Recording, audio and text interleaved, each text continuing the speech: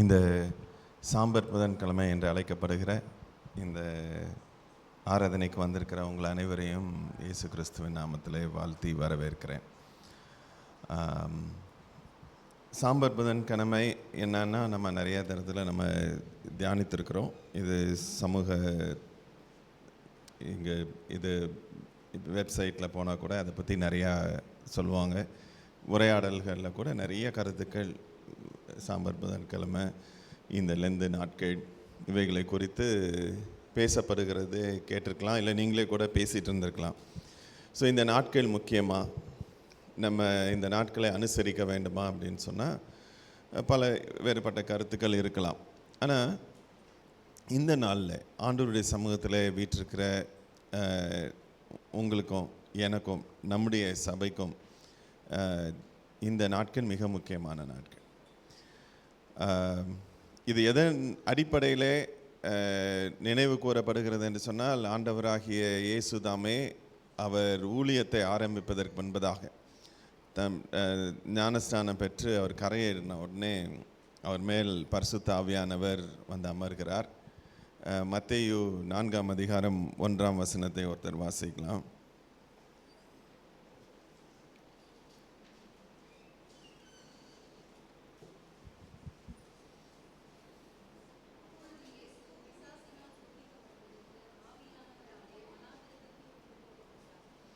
அப்பொழுது பிசாசினாலே சோதிக்கப்படுவதற்கு ஆவியானவராலே இயேசு எங்கே கொண்டு போகப்பட்டார்? வனாந்திரத்திற்கு கொண்டு போகப்பட்டார். அதுக்கப்புறம் நமக்கு தெரியும், 40 நாள் ஆன பின்பதாக அவருக்கு பசி உண்டாயிற்று. அவர் சாத்தானை ஜெயித்தார். மாம்சம், உலகம், பிசாசு, அந்த 3 அடிப்படையிலையும் அவன் வந்து அவரை சோதிக்கும்போது அந்த இடத்துல அவனை ஆண்டவர் தோற்கடித்தார். தேவனுடைய வார்த்தையினாலே தோற்கடித்தார். ஸோ இந்த ஆவியானவர்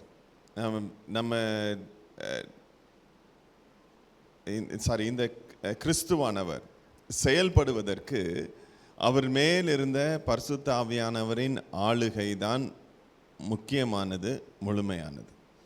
ஏன் என்று சொன்னால், இந்த திருத்துவத்திலே பிதா, குமாரன், பரிசுத்த ஆவியான தேவன், இந்த திருத்துவத்திலே இயேசு பூமியிலே மனித குமாரனாக இறங்கி வருகிறார். எப்படி இறங்கி வந்தார்? தம்மை தாமே வெறுமையாக்கி அடிமையின் ரூபம் எடுத்து மனுஷ சாயலானார். அவர் தெய்வத்துவத்தை என்ன பண்ணிட்டாரு? அவர் தேவனுக்கு சமமாயிருந்தும் அதை கொள்ளையாடின பொருளாக எண்ணாமல் அதை என்ன பண்ணிட்டாரா? பிலிப்பியர் வாசிச்சிருங்க. எல்லாரும் என் முகத்தையே பார்க்குறத பார்த்தா சந்தேகமாக இருக்குது. பிலிப்பியர், நான் ஏதோ கதை சொல்கிற மாதிரி பார்க்குறீங்க. பிலிப்பியர் 2ஆம் அதிகாரம் 6ஆம் வசனம். அவர் தேவனுடைய ரூபமாயிருந்தும் தேவனுக்கு சமமாயிருப்பதை கொள்ளையாடின பொருளாக எண்ணாமல் தம்மை தாமே வெறுமையாக்கி அடிமையின் ரூபம் எடுத்து மனுஷ சாயலானார். ஸோ அவர் தெய்வத்துவத்தை என்ன பண்ணிட்டாரு? எடுத்து வச்சுட்டு மனுஷன் ஆயிட்டாரு. ஆனால் அந்த மனுஷ தன்மைக்குள்ள தெய்வத்துவம் செயல்பட்டதற்கு இந்த வேதத்தின் அடிப்படையிலே நாம் நிதானித்து தியானித்து அறிந்தால் ஆவியானவருடைய செயல்பாடு, ஆவியானவரை குறித்து நாம் பார்க்கும்போது ஏசாயா 11ஆம் அதிகாரம் 2ஆம் வசனத்திலே தீர்க்க தரிசனமாக சொல்லப்பட்டிருக்கு. இயேசு கிறிஸ்துவின் மேல் இருக்க போகிற பரிசுத்த ஆவியானவருடைய தன்மை அது என்ன? ஞானத்தையும் உணர்வையும் ஆலோசனையும் பலனையும் கர்த்தருக்கு பயப்படும் பயத்தையும் அறிவையும் அருளும் ஆவியானவர் என்று அதில் குறிப்பிடப்பட்டிருக்கிறது. ஏசாயா 11:2. நமக்கெல்லாம் தெரிந்த ஒரு வசனம் 1 தீமோத்தேயு 1:7. 2 தீமோத்தேயு 1:7. தேவன் நமக்கு பயமுள்ள ஆவியை கொடாமல் பலமும் அன்பும் தெளிந்த புத்தியும் உள்ள ஆவியை கொடுத்திருக்கிறார். ஸோ அப்போ இந்த காரியங்கள் எல்லாத்தையும் பார்க்கும்போது, ஆதியிலே ஆண்டவர் இந்த உலகத்தை சிருஷ்டிப்பதற்கு முன்பதாக எப்படியாக ஆவியானவர் அசைவாடி கொண்டிருந்தாரோ, ஜலத்தின் மேல் ஆவியானவர் அசைவாடி கொண்டிருந்தாரோ, அவர் வந்து அந்த ஆதியிலிருந்து அந்த வார்த்தையோடு கூட அவர் இணைந்து இங்கே வந்திருக்கிறார். ஸோ இங்கே வந்ததுனால தான் இயேசு அதிசயங்களையும் அற்புதங்களையும் நடைபெற்றார். அதுக்கப்புறம் இப்போ இயேசு என்னும் நாமத்தினால் என்ன நடக்குது? அற்புதங்கள் நடக்குது. ஆனால் இயேசு கிறிஸ்து இந்த உலகத்தில் இருந்தபோது அவர் வெற்றி உள்ளவராக வாழ்வதற்கு யோசித்து பாருங்க. பிதாவின் இடத்துல வந்தார், குழந்தையா பிறந்தாச்சு. எப்படி அவருக்கு ஞாபகம் வந்திருக்கும்? நான் தேவகுமாரன்றது எப்படி ஞாபகம் வந்திருக்கும்? பரிசுத்த ஆவியானவரின் ஒத்தாசை. ஸோ இதை நான் கற்பனையாக சொல்லலை. என்ன ஒன்று பின்னாடி ஒரு சில வசனங்களை நமக்காக பரிசுத்த ஆவியானவர் எப்படியெல்லாம் செயல்படுகிறார் என்றது ஆண்டவரே சொன்ன வார்த்தைகள், இயேசு கிறிஸ்து தாமே சொன்ன வார்த்தைகளை நாம் உள்வாங்கும் போது அதில் அவருடைய அந்த ரிஃப்ளெக்ஷனை பார்க்க முடியுது. இயேசு கிறிஸ்துவுக்கு என்ன நடந்திருக்கும்ங்கிற பார்க்க முடியுது. இயேசு கிறிஸ்துவுக்கு என்ன நடந்தது, இயேசு கிறிஸ்து எப்படி செயல்பட்டார்ன்றதை பார்க்கும்போது அவர் நமக்கு முன்னோடியாக மாறிவிடுகிறார். ரெண்டையுமே ஒதுக்க முடியாது. ஸோ இந்த நாளில் ஆண்டவருடைய சமூகத்தில் வீற்றிருக்கிற நம்ம வெற்றியுள்ள வாழ்க்கை வாழ்கிறோமா? இன்னைக்கு வெற்றினா எங்கே போயிடுச்சு? நல்ல படித்து நல்ல மார்க் வாங்கிட்டான் என் பிள்ளை, கர்த்தருக்கு ஸ்தோத்திரம், நான் உபவாசம் போட்டு ஜெபம் பண்ணேன், என்னுடைய இந்த சுகம் எனக்கு இல்லை, என் குடும்பத்தினருக்கு, எனக்கு அருமையானவர்களுக்கு இருந்த சுகவீனங்கள் நீங்கிடுச்சு, கடன் பிரச்சனை இருந்துச்சு நீங்கிடுச்சு, நல்ல வேலை கிடச்சிச்சு, வேலையில் நல்ல உயர்வு கிடைத்தது, திருமணம் ஆச்சு, குழந்தைகள் வந்தது, வீடு வாங்கினேன், கார் வாங்கிட்டேன், பங்களா வாங்கிட்டேன், இப்போ எல்லாம் செட்டில் ஆகிடுச்சு. அதுக்கப்புறம் என் பிள்ளைங்களெல்லாம் நல்லா செட்டில் பண்ணிட்டேன். வெற்றியுள்ள வாழ்க்கையா? You have been through the life cycle. நீங்கள் வாழ்க்கையின் சுழற்சியை கடந்து சென்றீங்க. வெற்றியா தோல்வியான்றது உங்கள் மரணமும் தேவனுக்கு முன்பதாக போய் நிற்கும்போது தான் தெரியும். அங்கே தான் வெற்றி.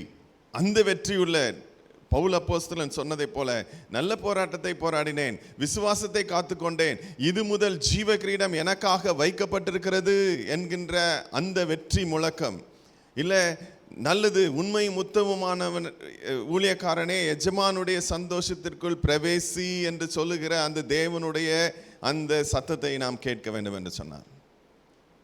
நாம் வாழ வேண்டியது இந்த இயேசுவின் முன்மாதிரி எப்படி, இயேசுவின் முன்மாதிரி எப்படி. அதனால தான் அப்போஸ்தலர் 1:8 ஆண்டவர் பரமேறி சொல்லும் போது சொன்னார், நீங்கள் எருசலேமிலே தரித்திருங்கள். நீங்கள் வாசிக்கலாம், அப்போஸ்தலர் 1:8 வாசிக்கலாம். பரிசுத்த ஆவி உங்களிடத்தில் வரும்போது நீங்கள் பலனடைந்து எருசலேமிலும் யூதேயா முழுவதிலும் சமாரியாவிலும் பூமியின் கடைசி பரியந்தமும் எனக்கு சாட்சிகளாயிருப்பீர்கள் என்றார். பூமியின் கடைசி பரியந்தமும் எனக்கு சாட்சிகளாயிருப்பீர்கள். ஒருவேளை இதை இப்படி கூட பார்க்கணும். ஆண்டவர் சொன்னார், நான் உங்களோடு கூட உலகத்தின் முடிவு பரியந்தம் இருக்கிறேன் என்று சொன்னார். முடிவு பரியந்தம் நான் உங்களோட கூட இருப்பேன். நம்மளுடைய வாழ்க்கை இந்த உலகத்தில் முடிகிற காலம் வந்தாலும் சரி, இல்லை இந்த உலகத்துடைய காலமே முடிந்து தேவனுக்கு முன்பு தேவனுடைய வருகை வந்தாலும் சரி, ஆண்டவர் இருப்பார். ஆண்டவர் இருப்பார். அதே போல தான் இங்கே நம்மளையும் நம்மளுடைய மூச்சு இருக்கிற வரைக்கும், நம்மளுடைய மூச்சு இருக்கிற அந்த கடைசி நிமிடம் வரைக்கும், இல்லை என்றால் இந்த உலகம் அழியும் வரைக்கும் கர்த்தரும் நம்ம எப்படி எதிர்பார்க்குறாருன்னா, கடைசி பரியந்தமும் நமக்கு தேவனுக்கு சாட்சிகளாக இருக்க வேண்டும். பூமியின் கடைசி பரியந்தமும். ஒருவேளை இந்த இடத்துல இருந்து ஜாகிரபிக்கல் லொக்கேஷன் படி நான் ஒருவேளை என் தெருவில் மட்டும், என் வீட்டில் சாட்சியாக இருக்கணும், என் தெருவில் சாட்சியாக இருக்கணும், என் ஏரியாவில் சாட்சியாக இருக்கணும், அதுக்கப்புறம் சென்னை பட்டணத்தில் சாட்சியாக இருக்கணும், அப்புறம் தமிழ்நாட்டுக்கே சாட்சியாக இருக்கணும், இந்தியாவுக்கு சாட்சியாக இருக்கணும், உலகத்துக்கே சாட்சியாக இருக்கணும். அப்படி கூட எடுத்துக்கலாம். எல்லா இடத்திலும் அந்த முடிவு பரியந்தமும் நான் தேவனுக்காக நிற்பதும், தேவனுக்காக செயல்படுவதும், தேவன் மேல் இருக்கிற வைராக்கியமும், தேவனை குறித்த என்னுடைய அந்த பாசமும் அந்த துடிப்பும் வெளிப்பட்டு கொண்டிருக்கணும். அது குறிப்பாக கிறிஸ்தவ ஐக்கிய சபையாகிய நமக்கு ஆண்டவர் சொல்றார், என் நாமத்தை உயர்த்தி பிடிங்க, உயர்த்தி பிடிச்சா நான் பூமியை என்ன செஞ்சு கொள்வேன், பூமியில் இருக்கிறவர்களையும் என்னிடத்திலே இழுத்து கொள்வேன்னு சொல்றார். அப்போ இன்னும் அதிகமாக நம்ம உப்பாக ஒளியாக இந்த சமுதாயத்தில் வாழ வேண்டிய அவசியத்திற்குள்ளாக, அந்த காலகட்டத்திற்குள்ளாக நீங்களும் நானும் வாழ்ந்து கொண்டிருக்கிறோம். ஸோ ஒருவேளை இந்த சாம்பர் புதன்கிழமை நம்மளுடைய வாழ்க்கையை மாற்றுகின்ற ஒரு சாம்பர் புதனாக இருக்க வேண்டும் என்று சொன்னால் பின்வருகிற வசனங்களை நாம் சற்று கவனித்து பார்க்கும்படி அன்போடு கேட்டுக்கொள்கிறேன். பரிசுத்த ஆவியானவர், நான் சொன்னேன் பரிசுத்த ஆவியானவர் நமக்கு எப்படி உதவி செய்கிறார். இங்கே அழகாக போட்டுச்சு அப்போஸ்தலர் 1:8 நீங்கள் பலனடைந்து எருசலேமிலும் யூதேயாவிலும். அது வீட்டில், வேலை செய்கிற இடத்துல, சமுதாயத்தில், சபையில் அப்படியே எடுத்துக்கலாம். எங்கெங்கெல்லாம் நம்ம ப்ரெசன்ஸ் இருக்குதோ அந்த இடத்துலலாம் நம்ம தேவனுக்காக ஒளியாக உப்பாக இருக்க போகிறார். அது எப்படி? நம் பலனடைந்து. அப்போ அந்த பலனடைந்து அப்படின்ற அந்த வார்த்தையை எப்படி நம்ம பலனடைய முடியும்? எப்படி நம்ம பலனடைய முடியும்னா அதை இங்கே நம்ம சில வசனங்களை கொண்டு நாம் பார்க்கலாம்.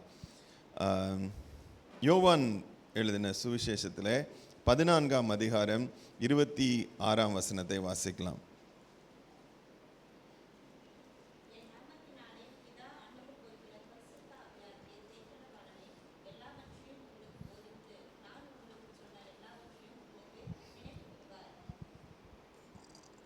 என்ன போட்டிருக்கு? நாமத்தினாலே பிதா அனுப்ப போகிறவராகிய பரிசுத்த ஆவியாகிய தேற்றவாளனே எல்லாவற்றையும் உங்களுக்கு போதித்து நான் உங்களுக்கு சொன்ன எல்லாவற்றையும் உங்களுக்கு நினைப்பூட்டுவார். இதுக்கு முன்னாடி இன்னொரு 2 வசனத்தை கூட இதே அதிகாரத்திலேருந்து நம்ம வாசித்துலாம். யோவான் 14ஆம் அதிகாரத்திலேயே 16-17ஆம் வசனத்தை இன்னொருத்தர் வாசிக்கலாம்.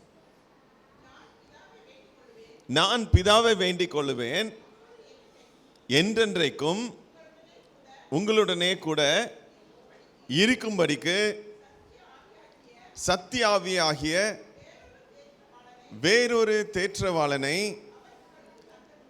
அவர் உங்களுக்கு தந்தருளுவார். சத்திய ஆவியாகி தேற்றவாளனை உங்களுக்கு தந்தருளுவார். அவர் எங்க இருக்க, எப்படி இருப்பாரா? என்றென்றைக்கும் உங்களோட இருக்கும்படிக்கு. என்றென்றைக்கும். அதனால தான் சில சமயங்களில் ஞாயிற்றுக்கிழமை காலையில் ஆராதனை நேரத்தில் ஆவியானவர் என் மேலே வந்தார், நான் அபிஷேகம் நேரத்தில் நிறைஞ்சி பேசினேன்.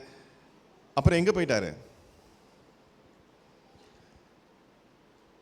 அப்படி இல்லை, என்றென்றைக்கும் உங்களுடைய கூட இருக்கும்படிக்கு. இந்த என்றென்றைக்கும் இன்னும் கொஞ்சம் ஆழமாக நம்ம பதிய வச்சுக்கொள்ளணும்னா 1 கொரிந்தியர் 6ஆம் அதிகாரம் 19ஆம் வசனத்தை வாசிக்கலாம்.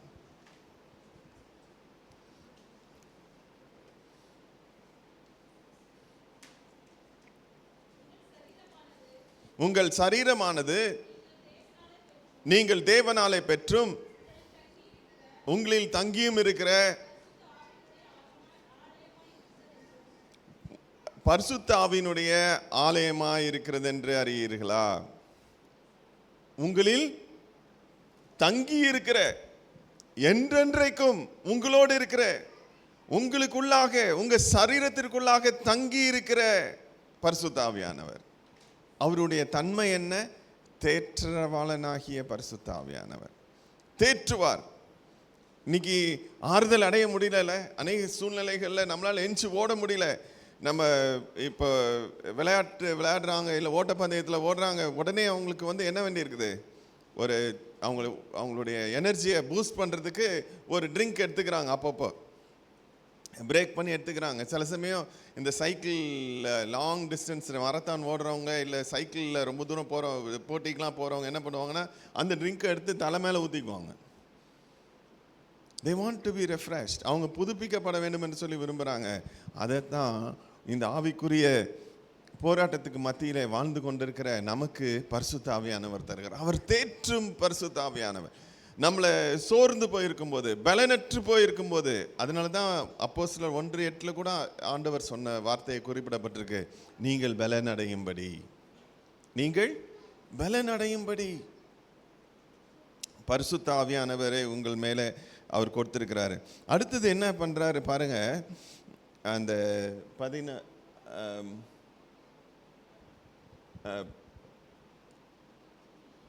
யோவான் 14:26 போடுங்க.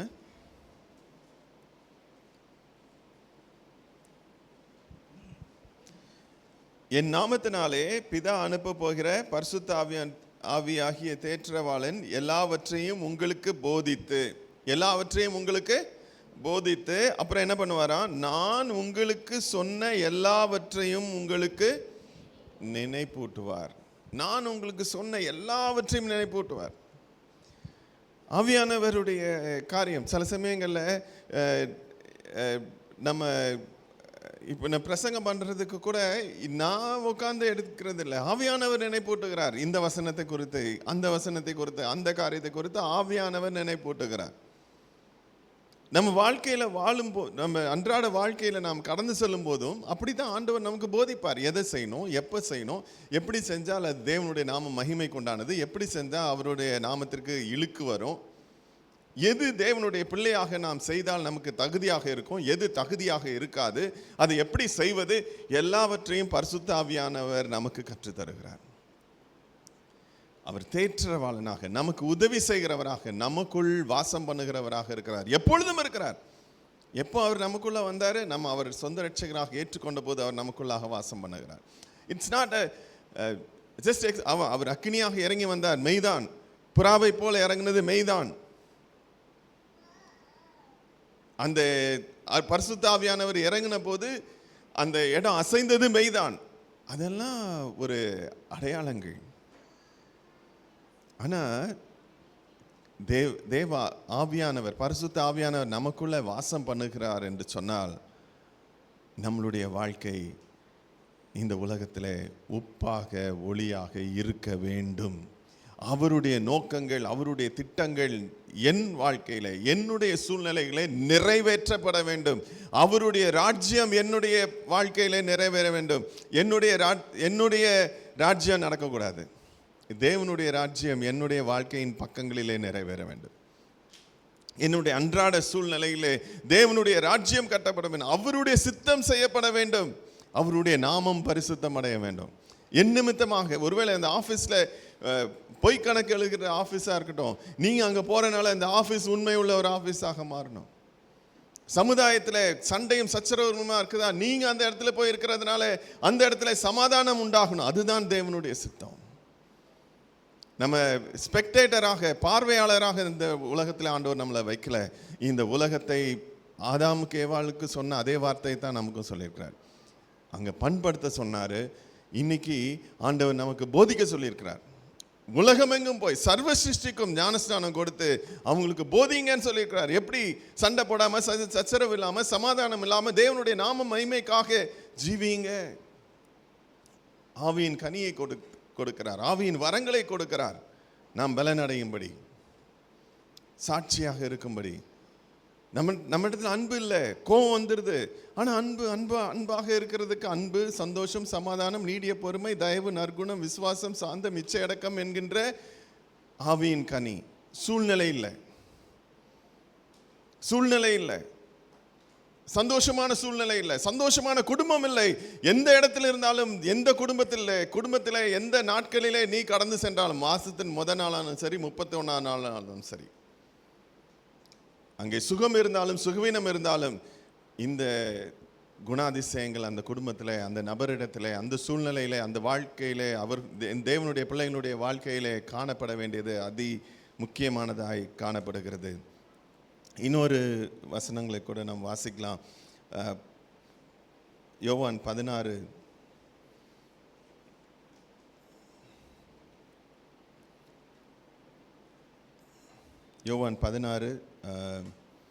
7 முதல் 13 வரைக்கும் வாசிக்கலாம்.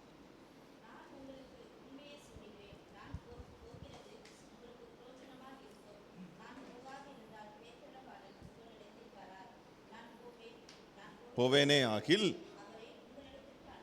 அவரை உங்களிடத்திற்கு அனுப்புவேன். அவர் வந்து பாவத்தை குறித்தும், நீதியை குறித்தும், நியாய தீர்ப்பை குறித்தும் உலகத்தை கண்டித்து உணர்த்துவார்.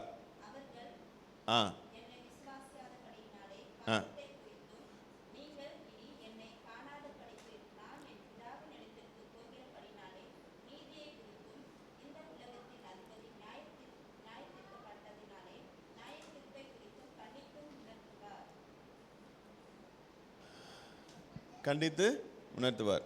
இன்னும் அடுத்த 2 வசனம் 12.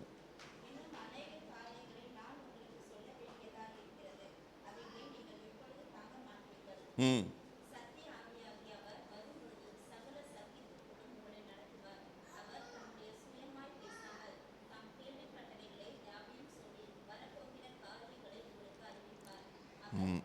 போதுமா?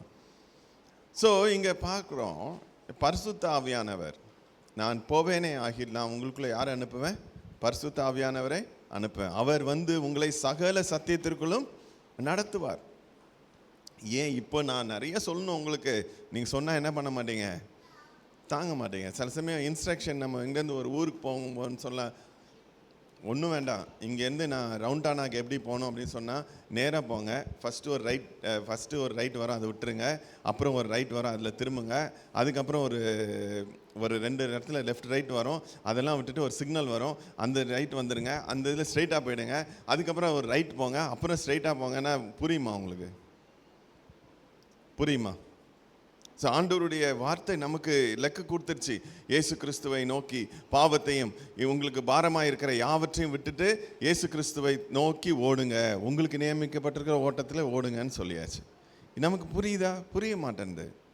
இன்றைக்கி காலையில் எழுந்தோடனே அங்கே பக்கத்தில் ஒரு பிரச்சனைகள் வருது, நம்ம குடும்பத்தில் ஒரு பிரச்சனை வருது, நமக்குள்ளே சில கேள்விகள் எழுது, நமக்குள்ளே ஒரு சோர்வு வருது, நம்மளால் அதை தொடர முடியல.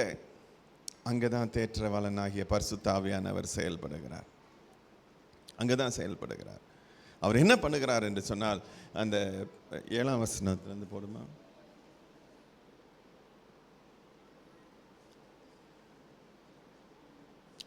சாரி, போவேனே ஆகில் அவரை உங்களிடத்தில் அனுப்புவேன். 8 அவர் வந்து பாவத்தை குறித்தும் நீதியை குறித்தும் நியாய தீர்ப்பை குறித்தும் உலகத்தை கண்டித்து உணர்த்துவார். அடுத்தது பாருங்க, அது எக்ஸ்பிளனேஷன் சொல்றாரு. அவர்கள் என்னை விசுவாசியாதபடினாலே பாவத்தை குறித்தும். பாவம் இருக்கும்போது என்ன வராது? விசுவாசம் வராது.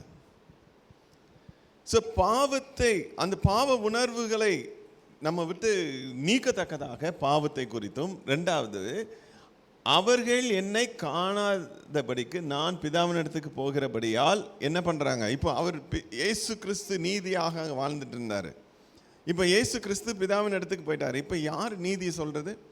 நிறைய பிரச்சனைகள்கிட்ட இயேசுக்கிட்ட வந்து கேட்டாங்க, இப்போ இதுக்கு என்ன பண்ணுறது, இதுக்கு என்ன பண்ணுறது, கை கழுவாமல் சாப்பிட்றாங்களே, அதிலிருந்து ஆண்டவரே என் சகோதரனே என் வீட்டை எனக்கு கொடுத்துட சொல்லுங்கள் வரைக்கும் பேசினாங்க. ஆண்டவரே நான் பின்னாடி வரேன், நீ வரக்கூடாது, எல்லாம் ஆண்டவர் உரையாடல், நீதி. ஸோ அங்கே அந்த இதை குறித்து நீ யார் சொல்லுவா?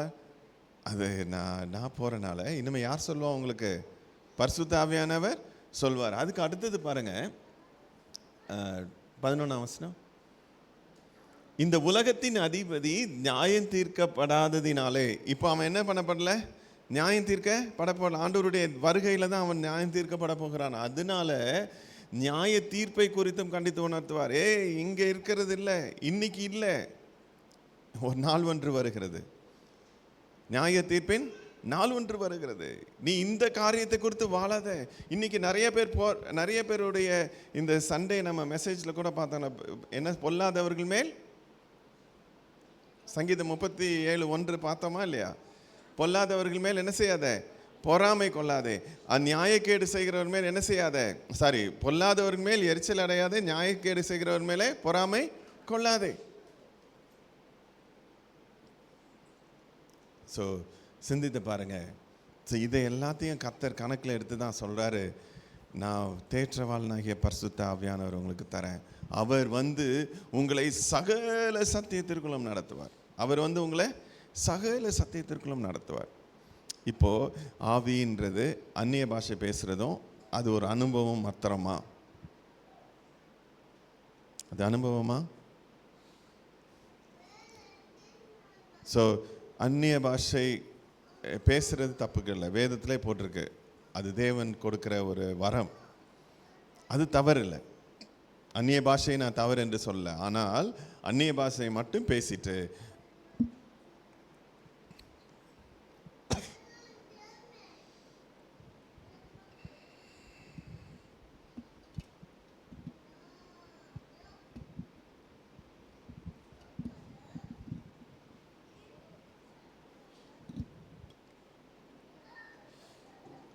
அந்நிய பாஷை மட்டும் பேசிட்டு அதோட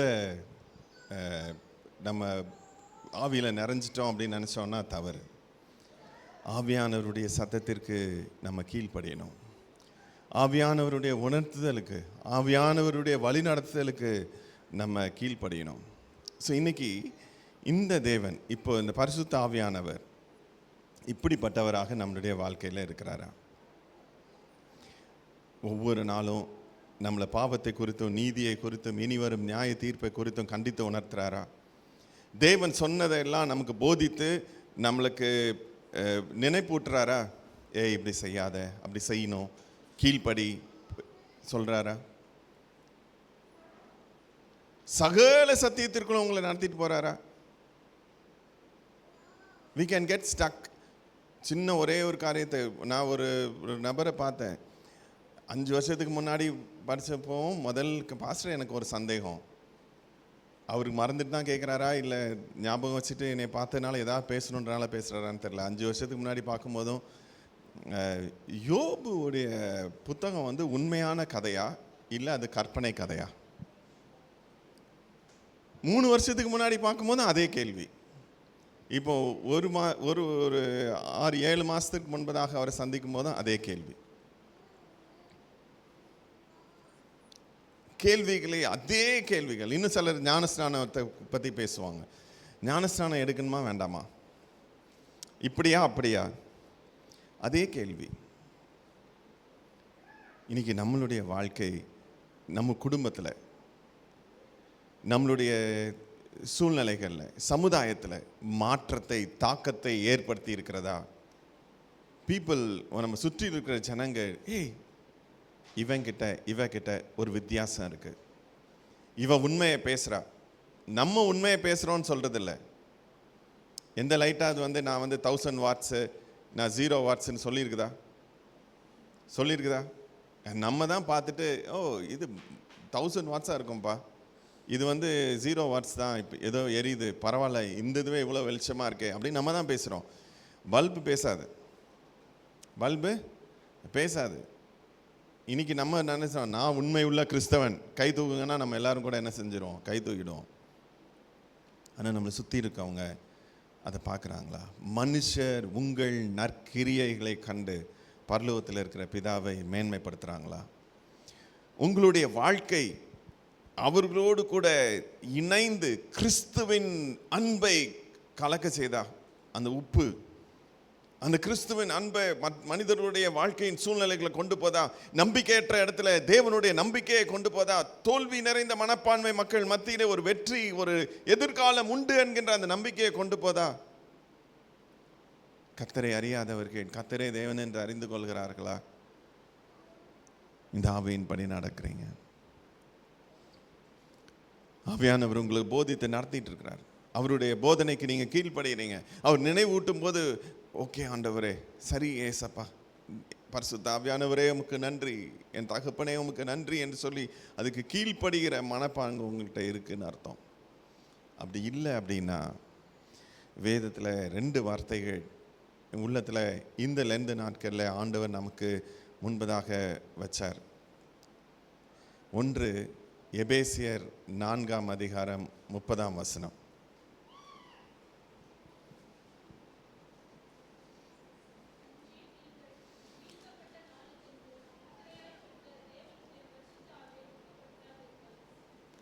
அன்றியும் நீங்கள் மீட்கப்படும் நாளுக்கென்று முத்திரையாக பெற்ற பரிசுத்த ஆவியை என்னப்படுத்தாதிருங்கள், துக்கப்படுத்தாதிருங்கள்.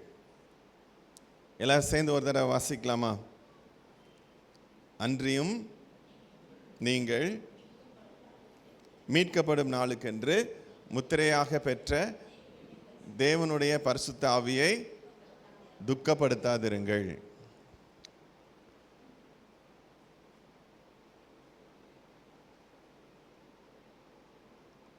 அதுக்கு என்ன அர்த்தம்? இன்னொரு வசனத்தையும் பார்க்கலாம். 1 தெசலோனிக்கேயர் 5ஆம் அதிகாரம் 19ஆம் வசனம். இதை எல்லாரும் சேர்ந்து வாசிக்கலாம். ரொம்ப சிம்பிளா 2 வார்த்தையில முடிஞ்சிருச்சு. ஆவியை அவிழ்த்து போடாதிருங்க. நீங்கள் முத்திரையாக பெற்ற எதற்கு? மீட்கப்படும் நாளுக்கென்று. நியாய தீர்ப்பின் நாளிலே நாம் வெட்கமடையாதபடிக்கு நம்ம வெற்றியுள்ள வாழ்க்கை வாழ்ந்து அங்க பிதா நம்மளை பார்க்கும்போது, நல்லது, உண்மையும் உத்தமமான ஊழியக்காரனே, ஊழியக்காரியே, எஜமானுடைய சந்தோஷத்துக்குள் பிரவேசி என்று சொல்லத்தக்கதாக நம்ம இடம் இல்லாமல் போகும்படிக்கு நம்ம பரிசுத்த ஆவியை என்ன செய்யக்கூடாது? துக்கப்படுத்த கூடாது. பரிசுத்த ஆவியை நம்ம துக்கப்படுத்தக்கூடாது. எப்போ துக்கம் வரும்? நீங்கள் உங்கள் பிள்ளைங்கிட்ட சொல்கிறீங்க, ஏம்மா பா இந்த பாருப்பா, இதுதான்ப்பா, இதெல்லாம் செய் அப்படின்னு சொல்கிறீங்க. ஆனால் ஒன்று கூட செய்யவே இல்லை. சரி சரின்றாங்க. அம்மா உன்ன மாதிரி, அப்பா உன்ன மாதிரி சூப்பர், யாரும் ஆளே கிடையாதுன்னு போட்டுறாங்க, எல்லாம் செய்கிறாங்க. ஆனால் பண்ணுறது ஃபுல்லாக வெளியில் அட்டூழியம், நீங்கள் சொன்னதுக்கு நேர் மாறாக இருந்ததுன்னா நீங்கள் என்ன சொல்வீங்க அந்த பிள்ளையை குறித்து? வந்தால் காலை தொட்டு வணங்குறாங்க, கட்டி பிடிச்சி முத்தம் கொடுக்குறாங்க, நீங்கள் என்ன சொல்வீங்க? உன்னை பெற்றதற்கு நான் பெருமிதம் கொள்கிறேன்னு சொல்வீங்களா, இல்லை துக்கப்படுவீங்களா?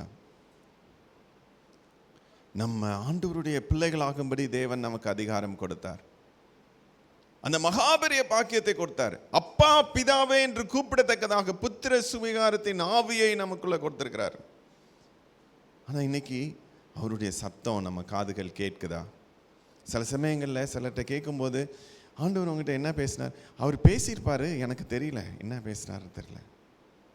பேசினாரு, ஆனால் எனக்கு ஞாபகம் இல்லை. பேசினாரு, ஆனால் கீழ்ப்படியதுக்கு இஷ்டம் இல்லை. இப்போ ஆவியானவர் என்ன பண்ணுவார்? உங்களிலே தங்கி இருக்கிறவர், உங்களுக்குள்ளாக வாசம் பண்ணுகிறவர், என்றென்றைக்கும் என்றென்றைக்கும் உங்களோடு இருக்கிறவர் எப்படி இருப்பார்? Is there space, room for him in your life? உங்க வாழ்க்கையில் அவருக்கு இடம் இருக்குதா? சிந்தித்து பாருங்க.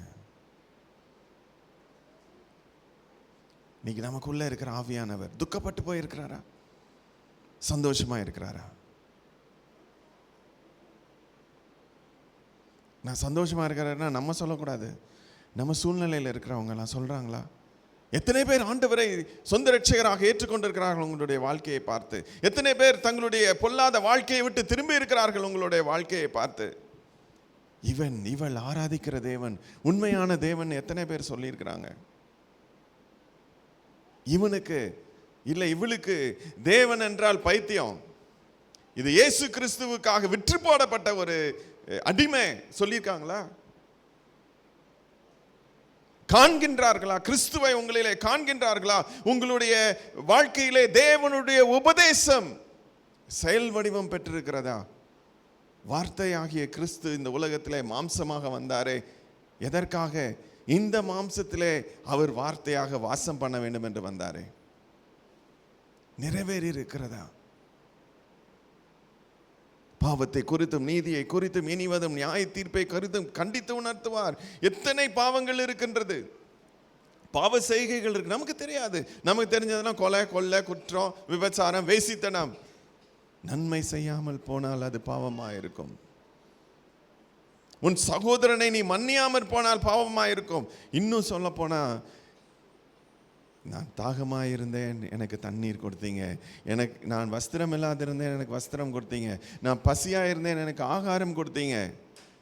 இந்த சிறியரில் ஒருவனுக்கு எதை செய்தீர்களோ அதே எனக்கு செய்தீர்கள், எஜமானுடைய சந்தோஷத்திற்குள் பிரவேசி என்பார். அடுத்த பக்கம் இந்த கூட்டத்தை பார்த்து, நான் தாகமாக இருந்தேன் நீங்கள் எனக்கு தண்ணீர் தரலை, நான் பசியாக இருந்தேன் எனக்கு ஆகாரம் தரல, வியாதியாக இருந்தேன் என்னை பார்க்க வரல, காவலில் இருந்தேன் என்னை விசாரிக்க வரவில்லை, வஸ்திரம் இல்லாமல் இருந்தேன் நீங்கள் என்னை கண்டுக்கவே இல்லை, நீ அழுகையும் பற்கடிப்பும் உள்ள இடத்துக்கு போங்கன்னு சொன்னாரே.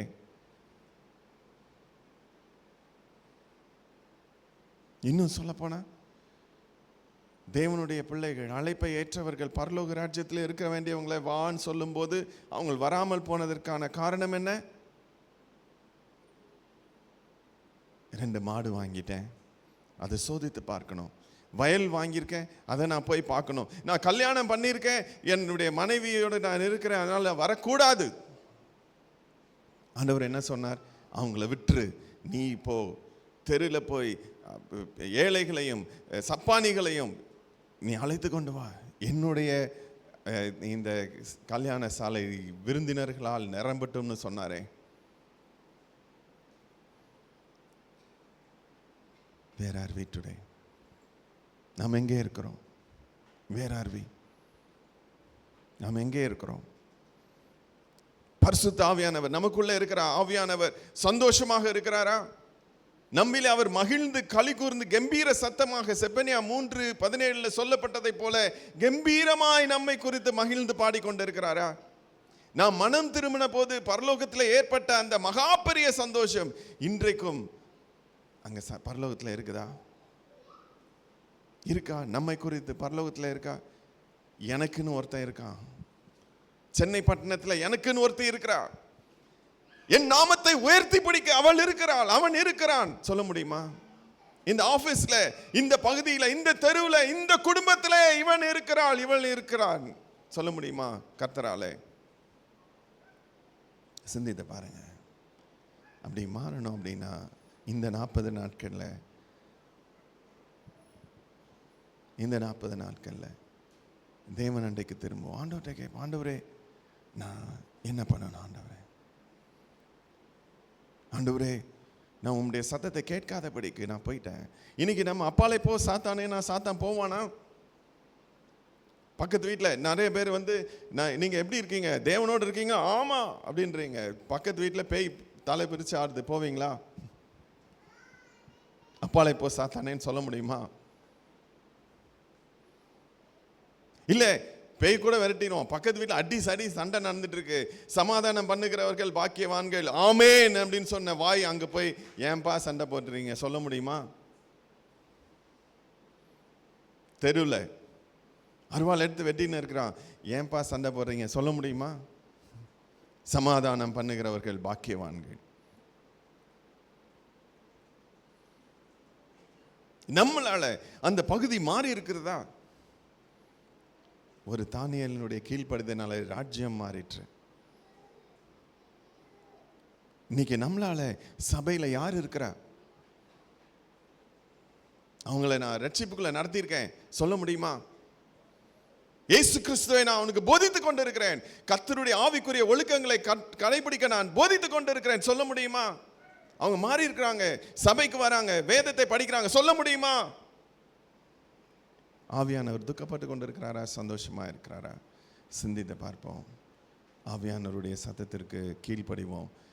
தேவன் இந்த முறை நாம் ஈஸ்டர் கொண்டாடும் போது அந்த உயிர் தெழுந்த தேவனின் வல்லமையோடு கூட நாம் செயல்படுவதற்கு நம்மையும் நம்முடைய சபையையும் கர்த்தர் பயன்படுத்துவாராக. கண்களை மூடி ஆண்டவரை நோக்கி பார்ப்போம்.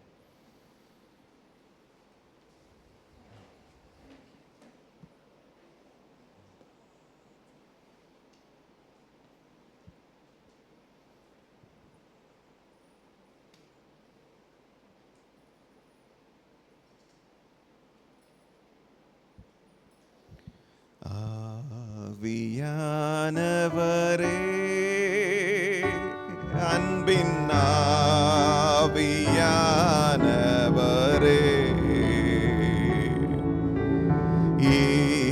இப்போ வாரும், இறங்கி வாரும் எங்கள் மத்தியிலே. இப்போ வாரும், இறங்கி வாரும் எங்கள் மத்தியிலே. ஊளையான சேற்றி நின்றே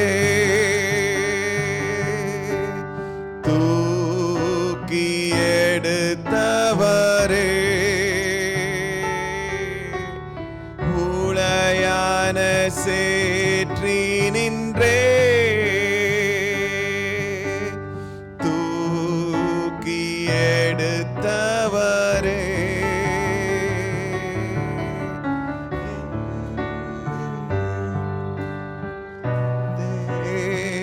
தேற்றவாரும் எந்த நேரத்திலே என்னையும்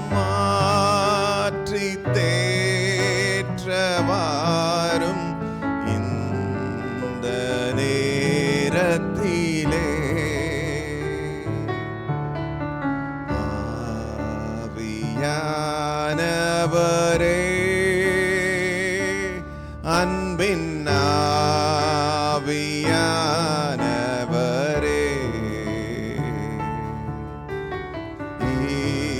இப்போ வாரும் இறங்கி வாரும் எங்கள் மத்தியிலே.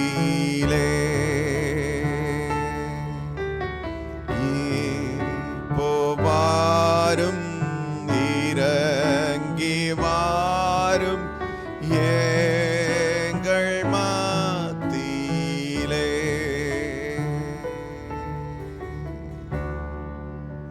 ஆண்டவரே, உளையான சேற்றிலிருந்து என்னை தூக்குனீரே, கண்மலையின் மேலே நிறுத்தும்படியான அந்த மகிமையான இடத்தை எனக்கு கொடுத்தீங்களே ஆண்டவரே.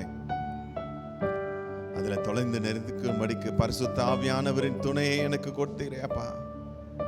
நான் பலனடைய ஆண்டவரே, நான் உம்முடைய வசனத்தாலே போதிக்கப்பட, சகல சத்தியத்திற்குள்ளும் நடத்தப்பட, பாவத்தை குறித்தும் நீதியை குறித்தும் இனிவரும் நியாய தீர்ப்பை குறித்தும் கண்டித்து உணர்த்தப்பட, இவைகள் எல்லாவற்றையும் நினைவூட்டப்பட எனக்குள்ளேயே எப்பொழுதும் வாசமாயிருக்கிற பரிசுத்த ஆவியானவரை கொடுத்திருக்கிறீரே.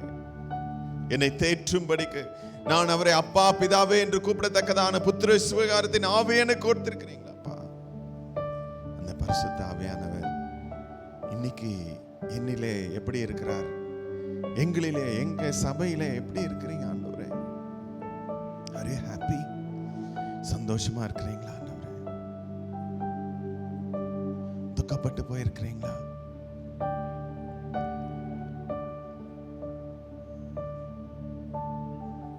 ஆண்டவரே, அவிஞ்சு போயிருக்கிறீங்களா? உணர்த்துங்க ஆண்டவரே, எங்களை உணர்த்துங்க அப்பா.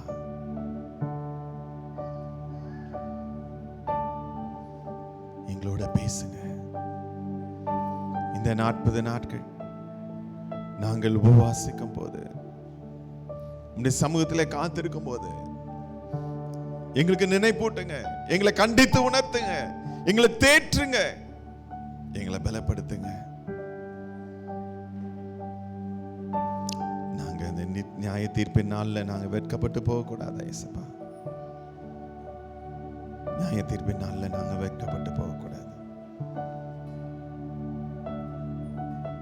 நீ எங்களை பார்த்து நல்லது உண்மையும் முத்தமான ஊழியக்காரனே ஊழியக்காரியே என்று சொல்லத்தக்கதாக எங்க வாழ்க்கை காணப்படணும். ஜீவ கிரீடத்தை பெறும்படியா எங்க வாழ்க்கை இருக்கணும் ஆண்டவரே. நித்திய ஜீவனை பெறும்படி எங்கள் வாழ்க்கை இருக்கணும், எங்க ஓட்டம் இருக்கணும் ஆண்டவரே. நீர் சொன்ன யாவற்றையும் நாங்கள் நிறைவேற்றி முடித்திருக்கணும் ஆண்டவரே. எங்களுக்கு இறங்குங்க அப்பா, எங்களுக்கு இறங்கு.